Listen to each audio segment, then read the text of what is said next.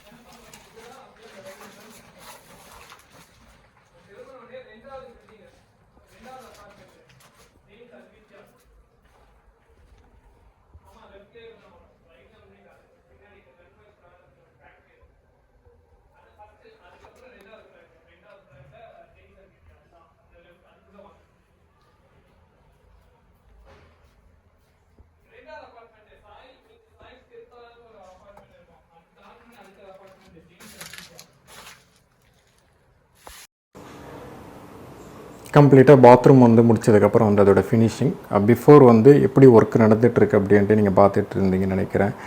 ஏன்னா நீங்கள் அந்த வீடியோஸ்லாம் வந்து நிறைய இருக்கும். அந்த வீடியோஸ்லாம் வந்து பார்த்துட்டு இந்த வீடியோ வந்து கம்ப்ளீட்டாக வந்து பாருங்கள். உங்களுக்கு அப்போ தான் வந்து பார்த்தீங்கன்னா நம்ம எந்த மாதிரி ஒர்க்கும் வந்து பண்ணுறோம் அப்படின்றது வந்து உங்களுக்கு புரியும். ஸ்டார்டிங்கில் கூட அந்த மாதிரி வந்து நிறைய வந்து சொல்லியிருப்பேன். ஏன்னா நிறைய பேர் வந்து நாங்கள் எப்படி வந்து ஒர்க் பண்ணுறோம் அப்படின்றதெல்லாம் வந்து பார்க்காம டைரெக்டாக வந்து மெசேஜ் வந்து பண்ணிகிட்ருக்காங்க. கமெண்ட்ஸ் வந்து நிறைய வந்து பண்ணுவாங்க. ஏன்னா ஃபுல் வீடியோன்றது வந்து எதுவுமே வந்து பார்க்காம நீங்கள் வந்து ஒரு ஷார்ட்டாக வந்து ஒரு வீடியோ வந்து பார்த்தீங்கன்னா உங்களுக்கு எதுவுமே வந்து புரியாமல் போயிடும்.